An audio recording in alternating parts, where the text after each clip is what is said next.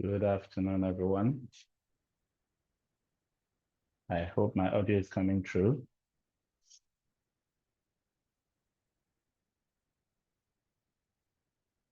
Can anyone hear me here?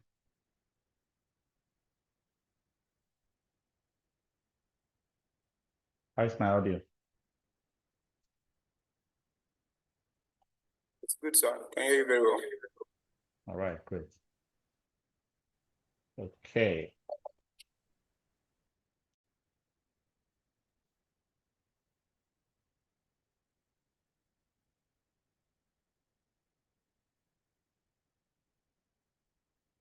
We have a very interesting, fantastic knowledge sharing session scheduled for this lunch hour.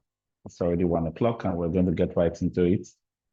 Thank you all for making time to be here. It's always exciting for me to leave everything else I'm doing on a Thursday to make sure I am here with you on this lunch hour knowledge sharing session. I just want you to know, those of you who are joining us from all of our platforms, Facebook, LinkedIn, YouTube, and live on Zoom, to know that all of our previous recording of these sessions that I've been having with you on a weekly basis are available in all of those platforms. So they are recorded live. They are hosted there for you to take time out to go visit and catch up on things you might have missed. If you missed it, or remind yourself of things you have learned while you were in the session with us. I also want you to know that all of the topics I'm covering on a weekly basis, we've done more than 20 now, heading towards the 30 mark in this, soft skills series.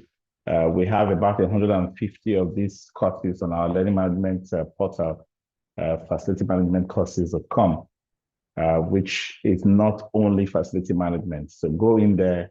You can purchase these courses online for token amount, 20K or less.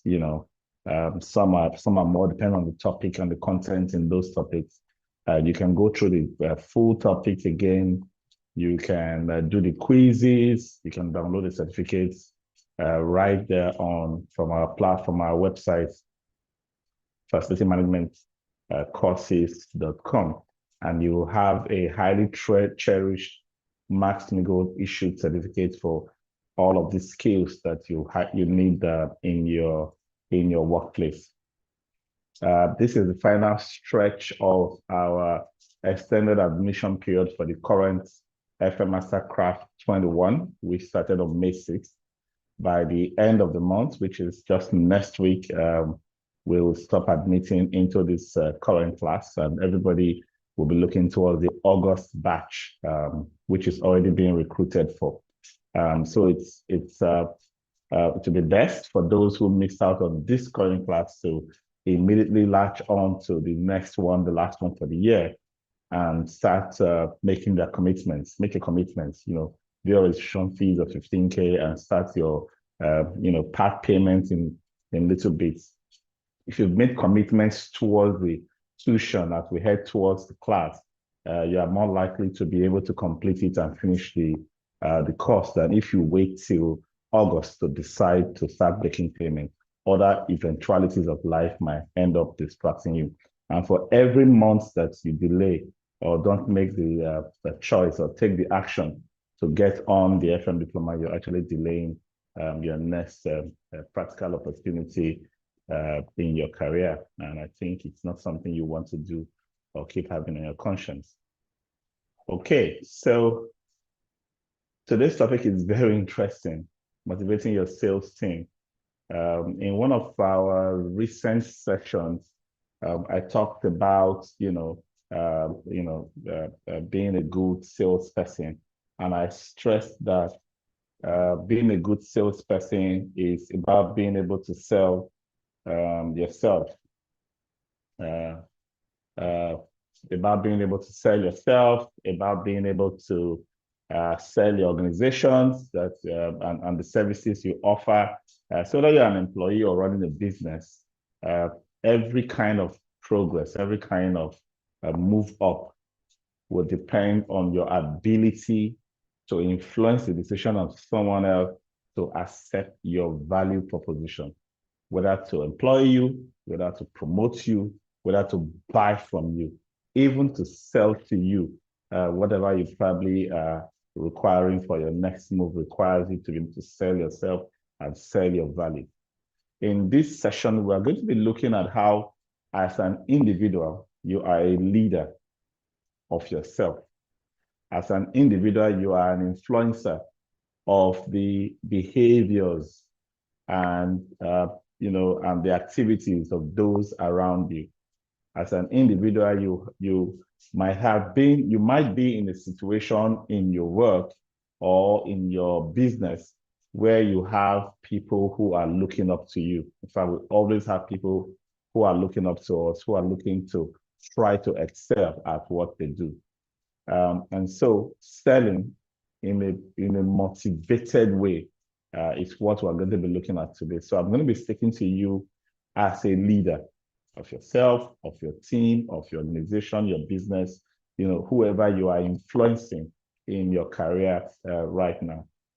And this is something that is not just general, but also specific. There are a lot of decisions we take on a daily basis that we need to have a background of mindset. We have to have a paradigm, a base upon which we carry out our evaluations of data, our analysis, and then our decision making. And one of those is how to project ourselves in positive light and how to motivate others to also project themselves in positive light.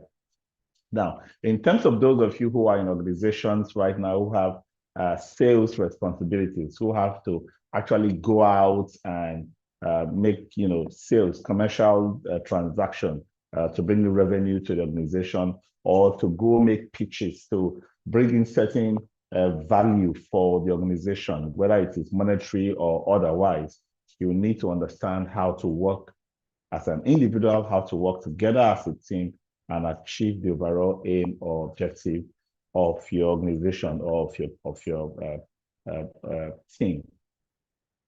All right, so taking the time to figure out how best to prepare and motivate your sales team is one of the best investments you can make in your organization. Okay, it's just to be clear, sales is not an easy job, right?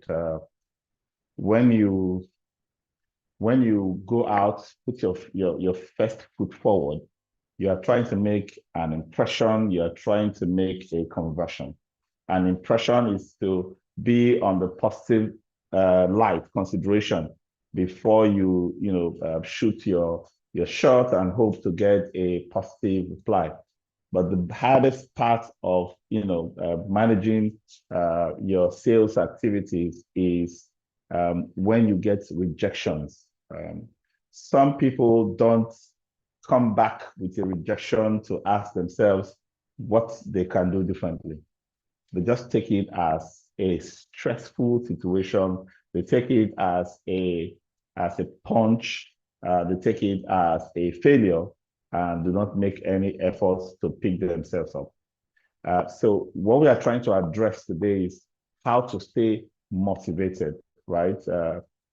So how to influence not just ourselves and those around us, but also those we are directly managing. So we're going to learn some principles of motivation. So you can apply these same principles to every other scenario you find yourself. People may not necessarily be in sales activities, may have other kinds of depressing circumstances, other types of anxious moments in their work, other types of rejection in their work and their interactions with one another.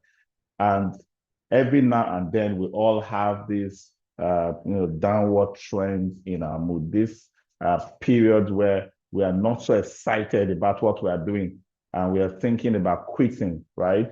So we're going to be talking about how to understand tailoring motivation strategies to people around us, especially our employees, and then how to apply the principles of fostering a motivational environment to the entire organization that we present. Remember that everywhere you find yourself, you have a choice to make. And the first choice you make, whether consciously or unconsciously, is whether you will be a thermostat or you will be a thermometer.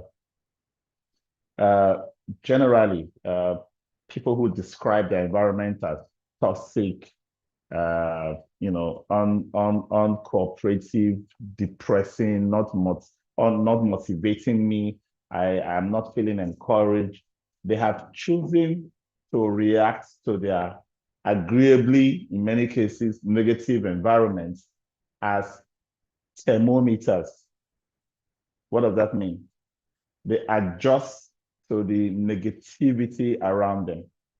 They don't do anything to set the pace. And because they are reactive, they always complain. They always, look for who is guilty, who is at fault for every negative circumstance that they have to deal with.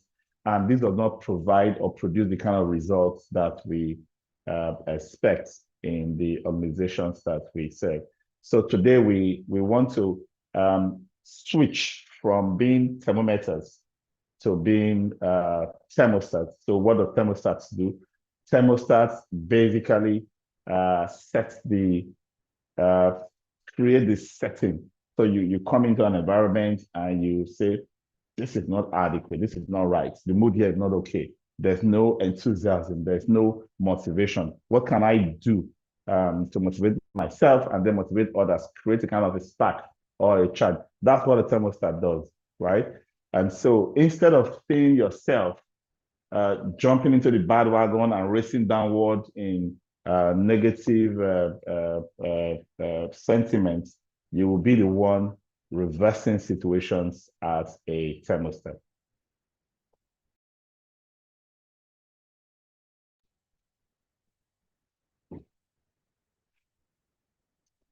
All right.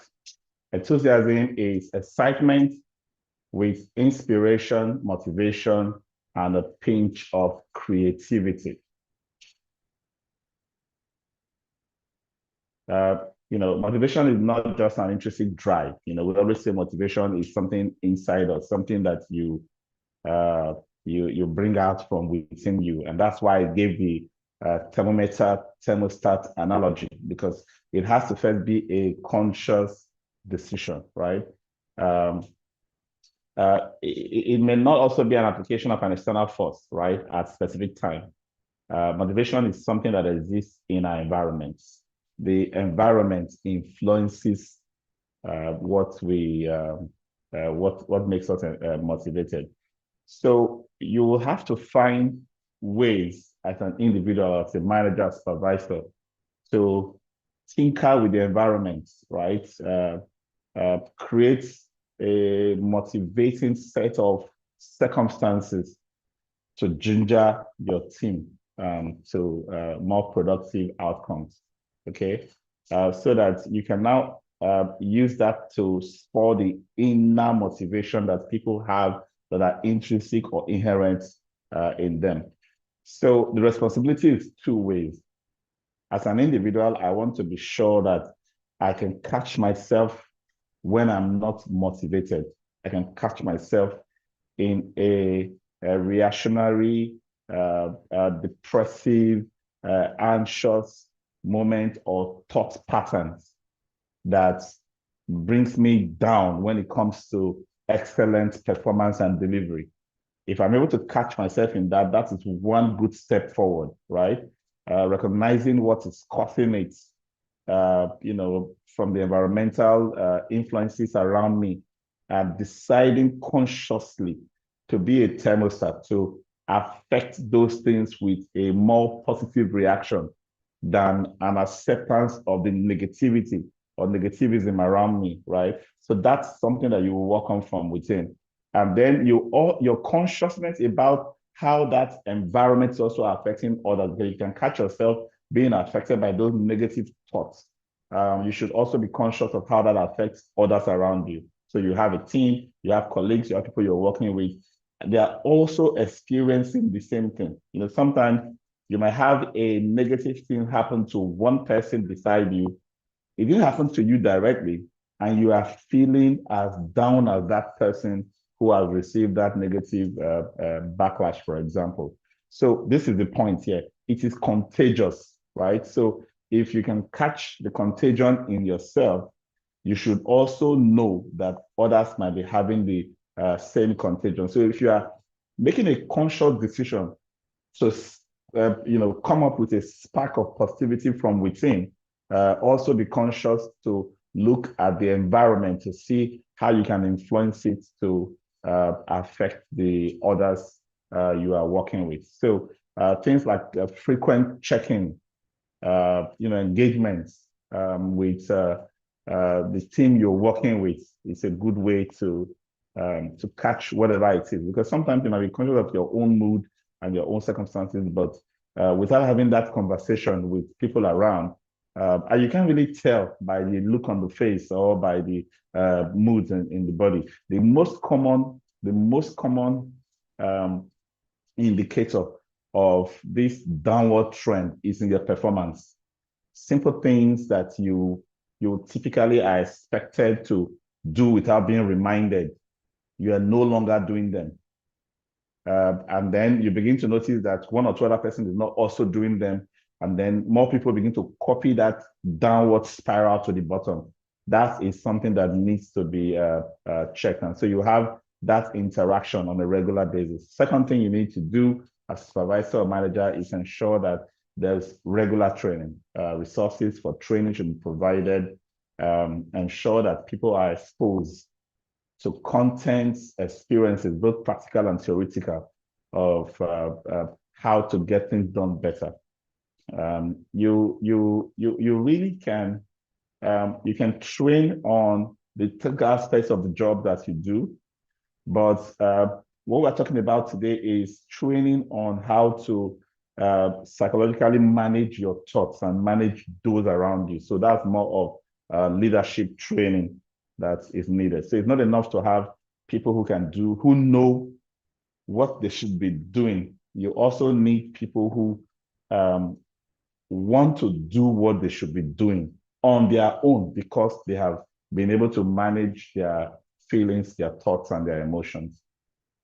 And then, of course, there are best practices, both outside the organization and within departments within your organization, and even within a team. So there will be sparks of bright display or demonstration of excellence. Don't lose an opportunity to highlight whoever is doing well, so that becomes the role model to the team, right? So you have to recognize, a good best practice. You have to identify it. You have to mention it. You have to highlight it. You have to draw people's attention to it and make sure it is worth the while of whoever is bringing up that best practice. And by the way, it's not one size fits all when it comes to motivation. Not all people are motivated by the same things. Even among team members, not all team members are motivated by the same thing, right? So it's important to try to balance the approaches. And in many cases, in trying to balance the approaches, you must first have a series of options. There are things that you have tried before that made some people happy. Just bringing it back to say, I'm going to do this as a motivating factor might not be what you need, right? So that's an option, right? And then you need to explore additional options. And sometimes these options may not necessarily come from just your own ideas. They may also come from those that you are working with, right? So Bob Nelson says an employee's motivation is the direct result of the sum of interactions with his or her manager. And this is very key. This is very key. And this is talking to management at multiple levels. If there is a breakdown in communication, if there is poor supervision, if there is reduced or diminished oversight, then motivation can start getting eroded. People can just easily, and this is the nature of a typical employee. What is not what is not demanded is not needed, is not important, right? So they use that no longer checking in, no longer inspecting, no longer following up, no longer bringing up reporting sheets that tracks performance. They see anything that does not go through those approaches as no longer vital. And they use that to sift through and create another set of prioritizations that may not align with organization's priorities. And that can become a big problem. But to overcome this, you need to keep communication ongoing. Studies show that organizations with open, frequent communication between management and employees tend to foster motivation. Communication with the sales team often to help keep the motivation flowing. Encourage your team members to communicate with you. By keeping the lines of communication open, you are better able to head off problems. Learn what the team needs and understand what will motivate both the whole team and individual team members. And this is very important. Just being able to talk through situations and be open to allow anyone who has anything to say come up and say it. Of course, it doesn't mean that it's everything that you hear that you would have to act on, but you must discuss everything. That's the whole idea of open communication. You must discuss everything. You must meet at some point. You must take action that everybody understands this is the best course of action on a regular basis. And then having group meetings, stand-up sessions, meetings we have every morning with the team just to review yesterday and plan for today. Meetings we hold once a week among certain groups like a management committee, meetings we hold as a department, meetings we hold every 6 months, every 3 months, every year as appraisal meetings to review what's happened and what's coming next. There's a regular schedule of meetings that everybody should participate in one way or the other at a regular frequency. Ensure that these meetings are able to gauge the level of motivation. And also the one-on-one meetings, appraisal sessions are good ones. Times when you observe a pattern emerging from somebody's behavior, invite the person over to have a one-on-one meeting. When that pattern is a positive one and you want to discuss how to harness and improve or maintain that positive behavior in that person, you have to also have that one-on-one meeting. So it's important to have these engagements. Sometimes it could be a chat. Sometimes it could be a face-to-face meeting. Sometimes it could be a call just to have a discussion around, positive, negative, neutral feedback that helps people to get better at what they are doing, right? Because not everything you want to bring into a group setting, not everybody are happy to have every matter discussed in a group, right? So there are some times when certain things will have to be on one-on-one. Please come and see me. Let's have a discussion. We sit down and talk through it. That way, I've created that room for mutual respect. I bring it to you because I think it's something that I think you may not appreciate bringing out in the public, and I want you to be able to fix it or deal with it. Focus on strengths and development areas, right? That's one thing that helps to motivate. Some people are weak in certain areas. Some are strong in certain areas. Don't throw tasks at everybody generally and expect equal results. There are some people that are good at certain things, emphasize it by giving them more challenging tasks in that area. And make sure you know what each person is good at so you can increase their level of challenge and level of productivity in that area. Of course, you have some situations where you have a small number within the group who are basically trying to ghost on the team.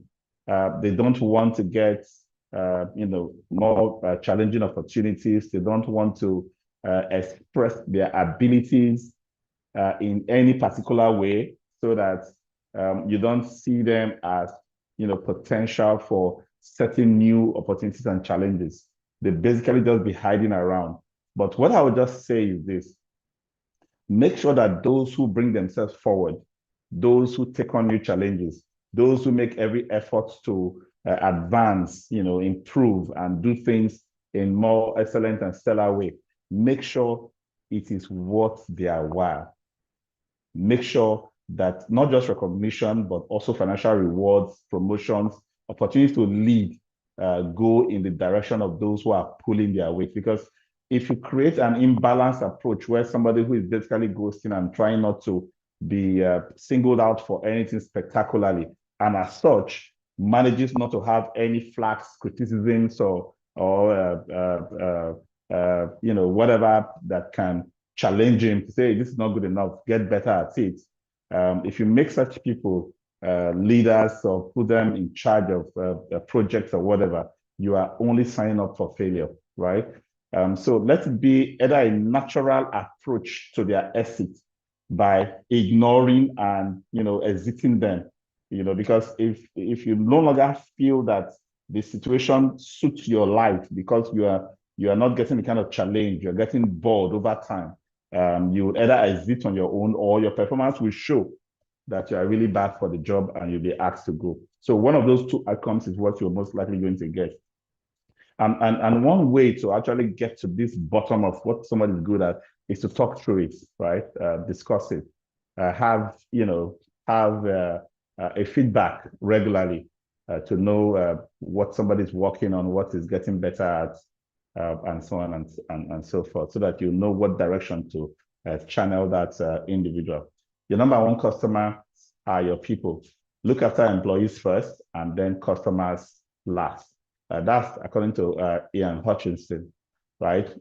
Your customers will only see an image of your organization that is presented by the employee. So be careful of what that image is going to be.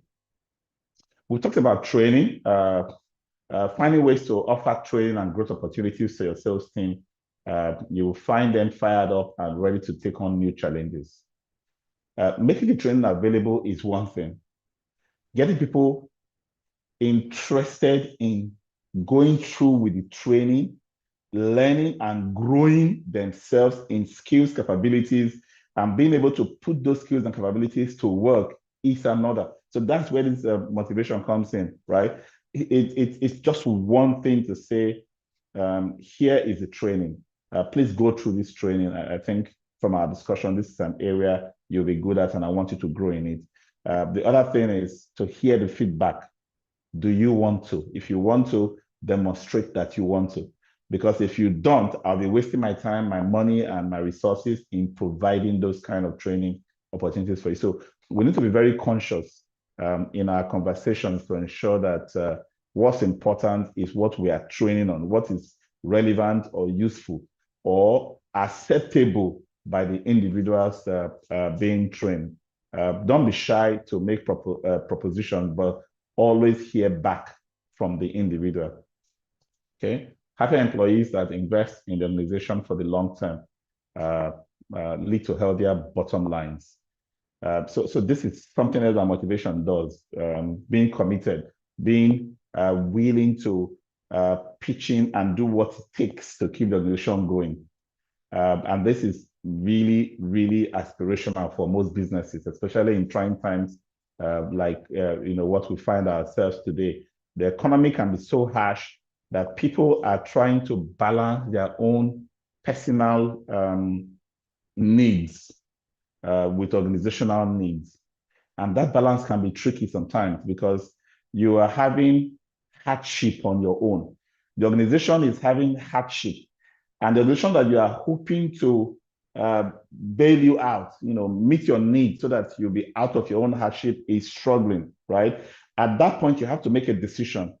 Should I commit and do more to get the organization out of it? It's like having a vehicle that you use for Uber, and the vehicle is not yielding, not producing results because it's always breaking down, and you have very little in terms of oil and fuel and little resources left in you. Should you invest it in making sure that that vehicle works well or should you just, abandon it and try to eat your last meal and die? Because that's basically the kind of option that you may find yourself in if you have to share the little level of motivational oil, the strength, the commitment that you have between caring for yourself and caring for the organization that should be able to meet your needs. It's very important that we understand that difference, so that every time you're trying to get people motivated or try to have this conversation, let it be around that understanding. If the organization is okay, will everything come out the way we expect it, the way we need it, right? So that balance is very important. If you're in an organization where you are already doubtful that motivation is just talk, when we made so much and it came in, it wasn't used for the benefit of those who the geese that lay the golden egg, I don't think you should be in such an organization. So as an employee, always think about how to manage priorities. If you're in an organization that has that commitment to your welfare, provides whatever it takes within the limits or within the level of challenges or issues of the economy, then make sure that you put in your best, because this is where that balance, needs to happen. Because at the end of the day, we don't want to be talking, motivation and training and all of these leadership skills just on the surface. We have to find ourselves actually practicing it and pitching in with our best effort. Another thing is learning from our peers. You will always find people who are, doing good around you, and those who are not doing so well. Who will you copy from? Who will you make an example of? Who will you, learn from? And as supervisors, managers, or leaders in our organization, we should also think of how to create mentoring arrangements where someone who is new gets mentored. Sometimes it may even be old, but you're feeling demotivated, you're not pitching in, you're not having any kind of excellent output or outcome. You need some kind of support.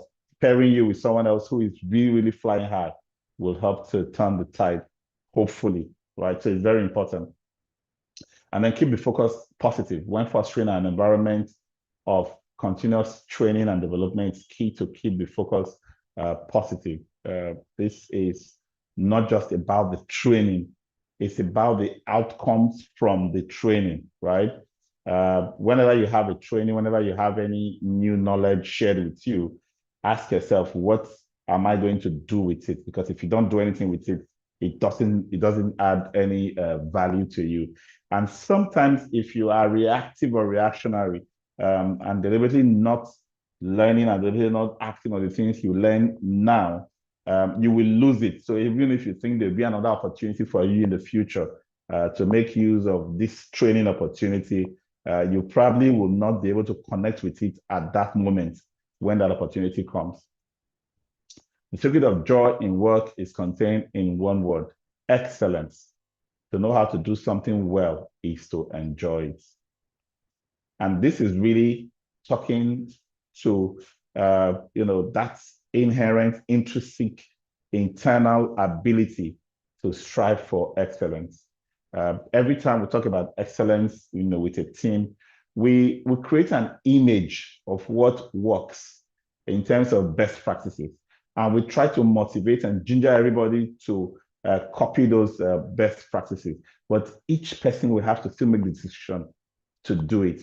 Striving for excellence has to be something that comes from that individual. So what we are trying to do or talk about here is look at the environment, look at the circumstances surrounding that work, look at the circumstances surrounding the task and the goals or achievements that we set for ourselves, and ask yourself if you can do some improvements to create the basic, background, the basic environment for individuals to come up with that excellent spirit to make a difference.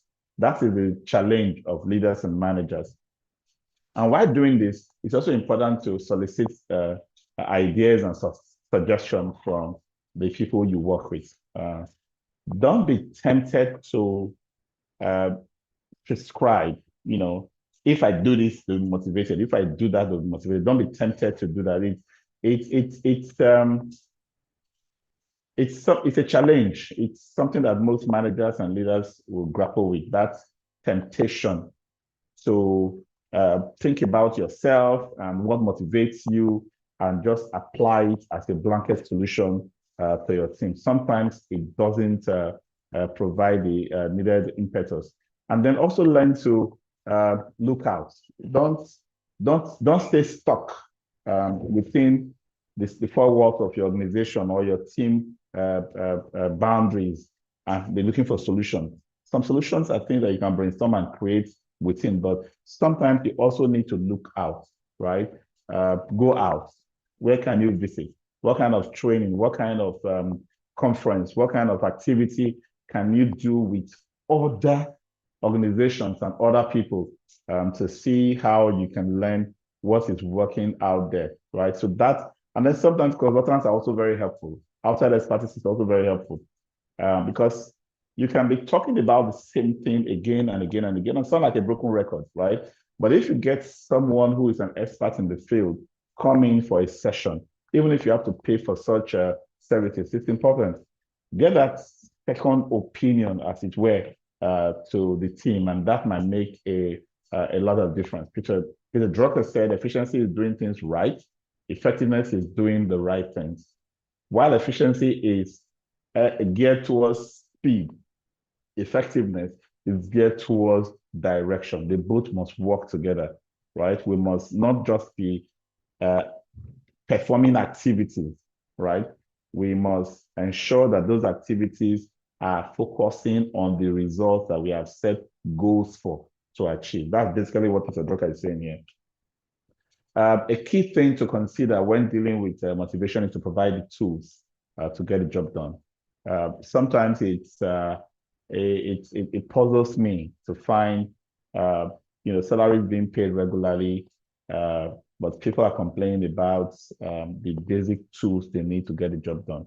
I know of a situation where somebody was employed and still could not have a laptop for the third month to get his job done, right? And was basically just floating around, struggling here and there, getting somebody up to do one or two things. No, it's important that we get the right tools.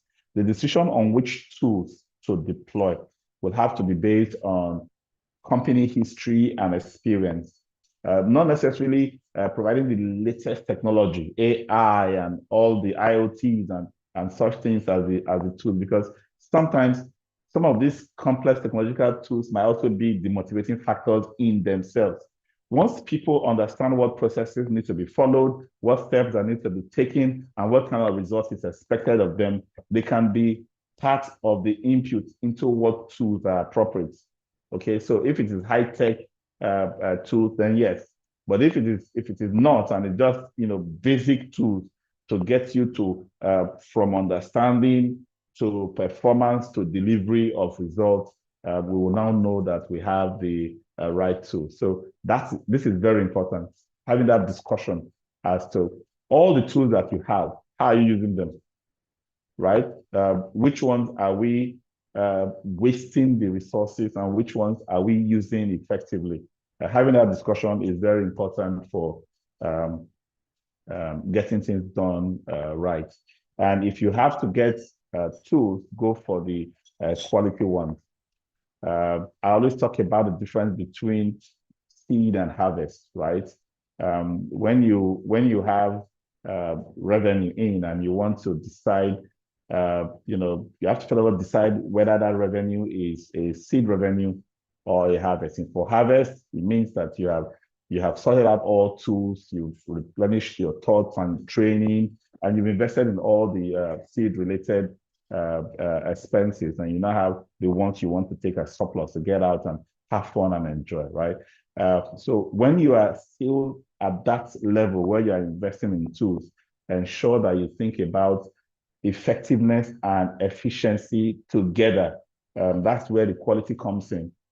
And then ensure that people understand the tools they need to work with.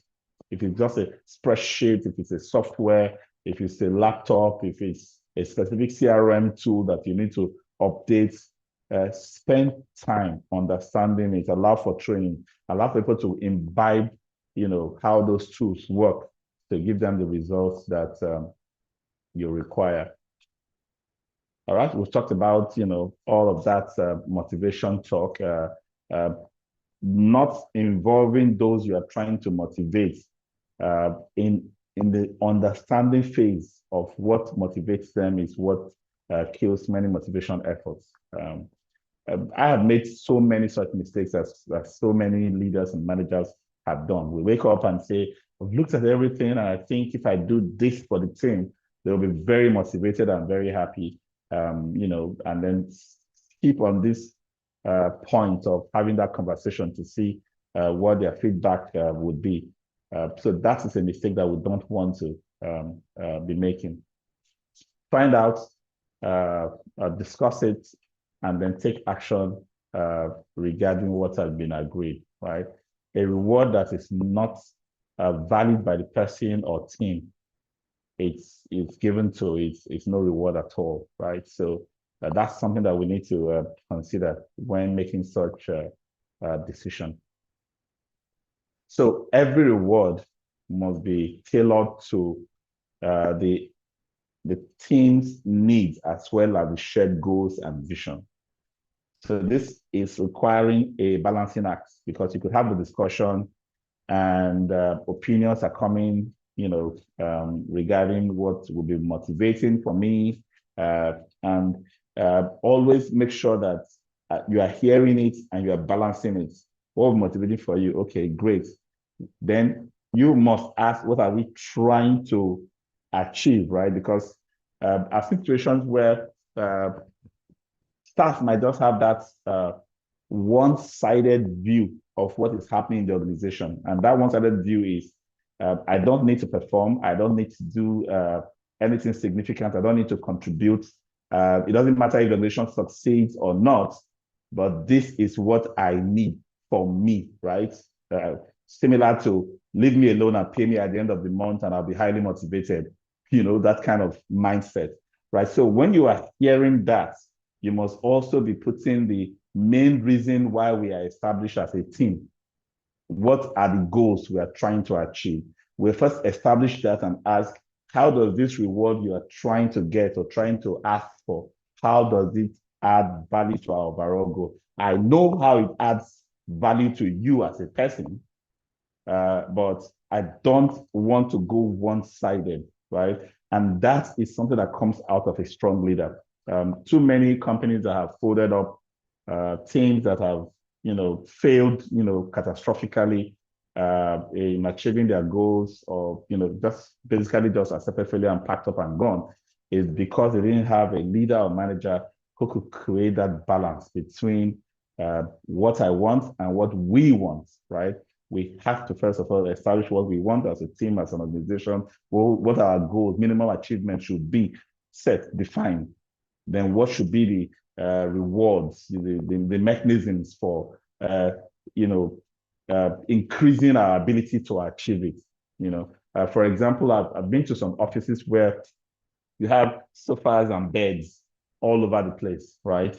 And as a motivating factor, you're allowed to sleep all you want, right? You can come to the office anytime you like. You can go play games. You can sleep, on any sofa for as long as you want. Nobody disturbs you, and all that you need is given to you. That is one side of the motivation. But at the end of the day, the week, or the month, can you balance that with what you must contribute? Excellence, right? What kind of results can you show that you have achieved? If you keep having that, I'm getting all I want, I'm highly motivated. Oh, this is fantastic. I can sleep all day and still get paid, for example. And nobody really asking me what I should contribute or what I'm doing. This is a fantastic place to work. Be rest assured that that job will not last. You and the company are going to go out of business very quickly. So it's very important that we have that balancing act. And in having that discussion, the aim is not to say this is what works for everybody. Not everybody wants to sleep in the office, for example, as a way of having motivation. Not everybody wants to come to work anytime they want. Not everybody are motivated by, increase my salary, give me a car, give me this. Many people are motivated by different things, and that discussion should be had around a general, what I'll call a set of boundaries. That's something, again, it's like, why do you have a menu in a restaurant? Is so that there can be some kind of broad guidelines to govern what the kitchen is equipped to provide. If you come into a restaurant and all they ask you is, what do you want to eat, right? And, of course, you can come up with something. The next person that comes in, what do you want to eat? He comes up with something. That kitchen will end up not being successful because they won't have the means to cater for all kinds of ranges. So what do? They create a menu, right? They create a menu. We can do this, we can do this, we can do this for this time to this time, we can do this and that from this time to this time. So when personalizing motivation and rewards, also learn to put it within those kind of brackets so that you are not thrown in every direction and end up unable to respond. Because what is worth for motivation is having expectations set high and your inability to meet that expectation. So instead, be at the expectations control game as well, so that you can manage perception. At the end of the day, you are able to over-deliver and under-promise because of being able to manage the boundaries around what is possible, right? So that it doesn't just become a free-for-all, situation that you cannot manage. So motivation, financial rewards, and time off, free time are some of the key rewards or things that you can implement. And you can talk about these and set boundaries around how to make these available. And then some people have personal goals. For example, there are some people that probably would just want to get their job done, and they probably want to have a week off every month. Like, can I have what I need to do in 2 weeks or 3 weeks? Because I'm aspiring to hold a PhD in so and so, and I'll need to have 1 week or 10 days off every month to focus, and get that done. Have those kind of discussions, right? Instead of having someone in the office who is distracted, who is lying about their ways, not performing at the time they're off, and not performing at the time they are supposed to be on, right? Because they spread themselves out for a whole month, but they know they have a 10-day period when they cannot really focus. If that discussion is had, and this is where honesty comes in as well, it's important that conversation takes place between team members and team leaders. So you don't make any assumptions. You don't try to shut people's dream down because of company policy.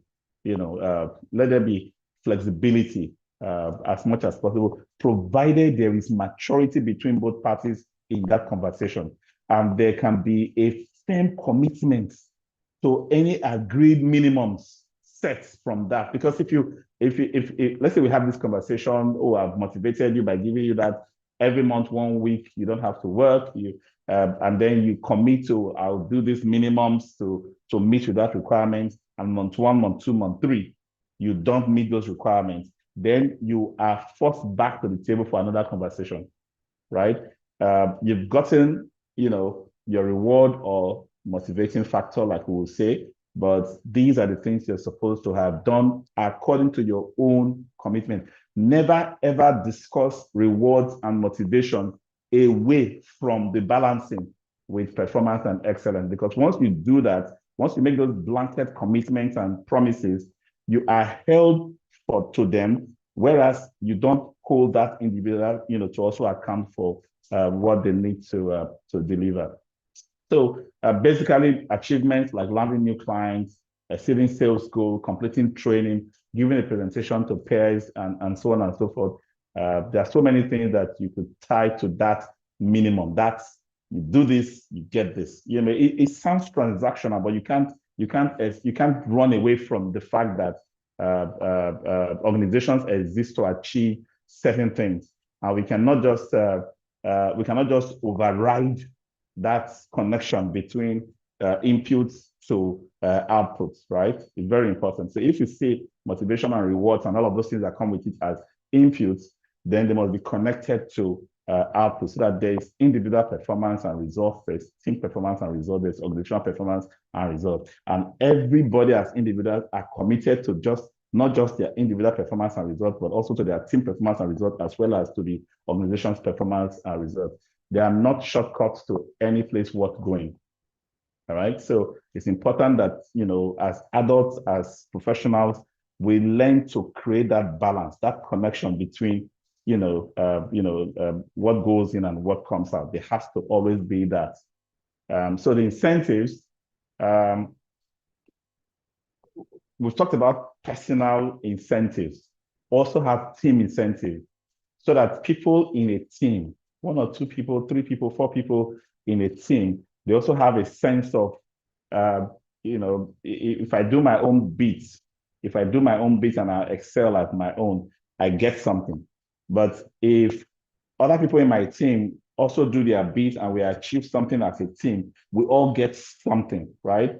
That will immediately spiral into a systems thinking approach where I'm thinking of how to achieve, and I'm also looking at making sure that others are also able to achieve. So we will now have a mutual approach to motivating each other. This is very powerful for getting teams to excel and get things done. And this is where the connection takes place. I do mine, I get others to do theirs in a friendly way. We will all achieve together, because there is something that we will also get if we all achieve our team goal or expectations. So it's important that we actually have those. We set those goals for the team. All right.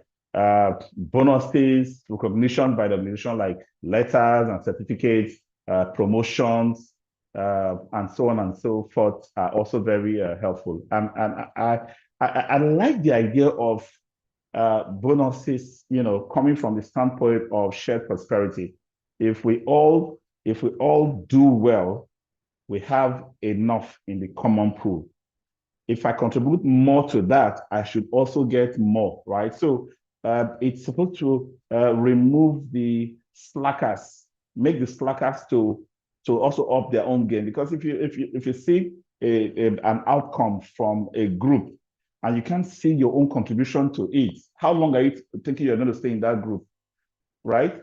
And if you are putting so much in it and you don't have that preference, you don't have that advantage, to show for that, how long are you going to continue in that contribution? And this is for every aspect of our business, not just in sales. And there's really no aspect of organization that will not require you to have targets, expectation, minimum expectations, and stuff like that. I know many people just don't like to have, this is what's expected of me, and so people start panicky and having anxieties, towards the time when certain checks are going to be done and certain rewards are going to be given, and so on and so forth, right? Instead of that, have an honest discussion around your capability so that the target is not imposed. That's exactly what we need in workplaces. The targets are not supposed to be imposed. You can come forward with I want a low target. I don't want to do as much as the others. But again, be rest assured that when you are being given a low target, it also be connected to a commensurate remuneration, rewards, and bonuses, right? So, but then don't go and accept something that is huge because you have greed, looking for the high reward. You commit yourself to something that you can't work towards, you can't achieve, and at the end of the day, don't perform and still expect the reward, right?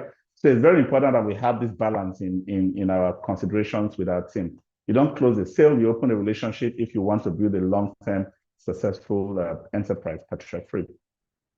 And then, of course, whatever has been agreed, make sure you implement it.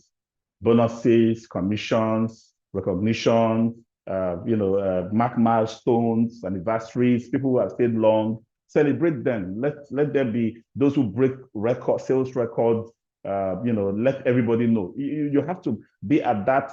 You have to be the praise singer of those who are excelling. You have to be trumping them up deliberately to ensure that that motivation, that light is kept clear and the spark continues.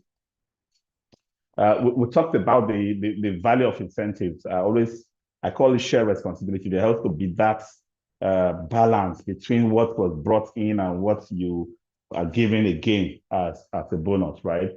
The organization needs to survive and the individual needs to be appreciated for the efforts.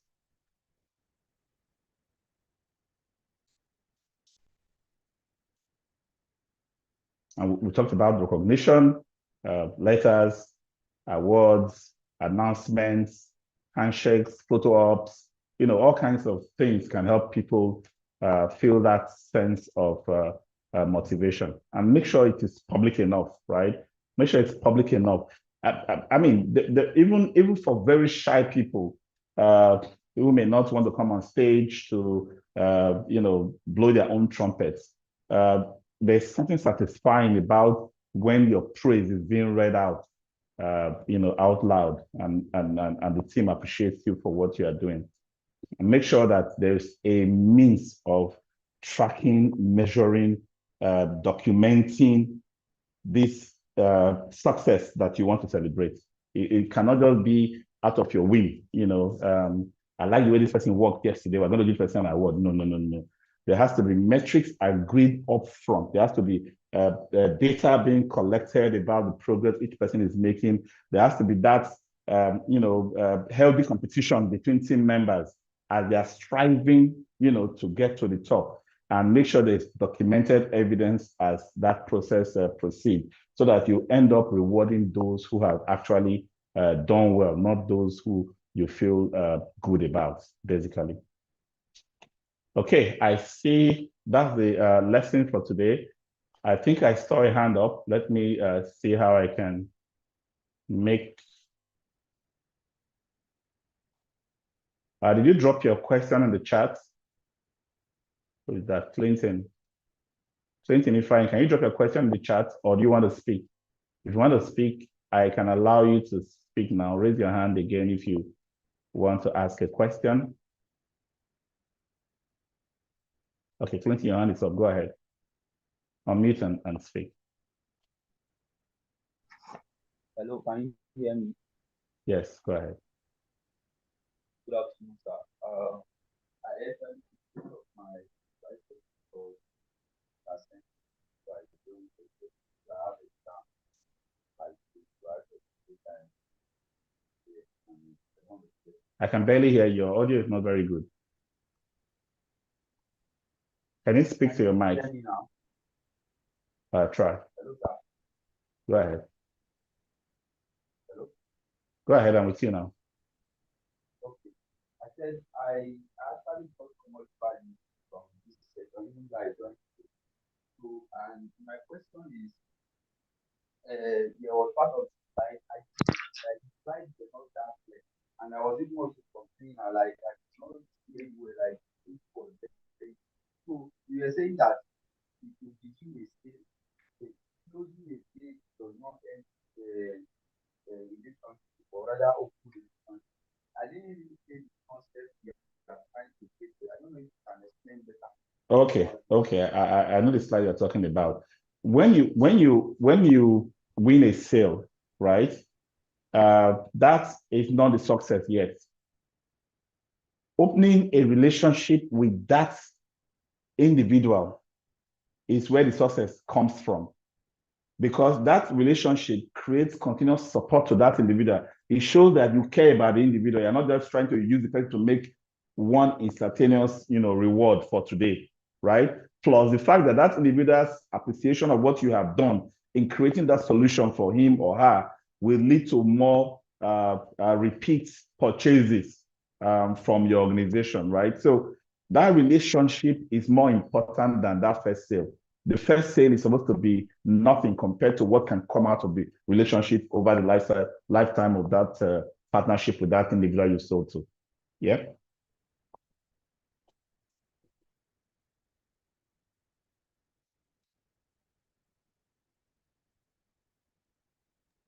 Thank All you. right. Thank you so much. Thank you so much, sir. And You're welcome. I will request, if I don't know if I can get your number for, like, I really want to learn more from you. Maybe if you have a WhatsApp community, I can join. So Yeah, I didn't want this learning to end here, please, sir. no problem. We are on WhatsApp. Can I have somebody in the team to drop the WhatsApp group, the Max-Migold FM training group? We're also on Telegram as well, where we have conversations on a regular basis. We have announcements, we have opportunities in those platforms, and all of our social media platforms, Facebook, LinkedIn. Just look out for Max-Migold. Look out for Paul Erubami on LinkedIn and connect with me and have a conversation with me there. Do we have links dropped on the chat now so that people can join the groups? Let me see.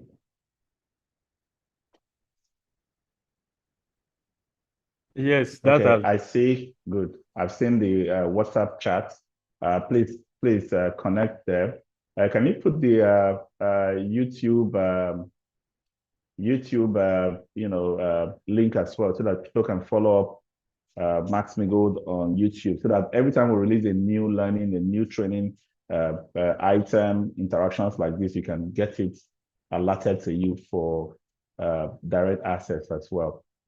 And if you are interested in the facility management diploma, just go to promo.facilitymanagementcourses.com and take the register there so that you can be on our CRM, promo.facilitymanagementcourses.com.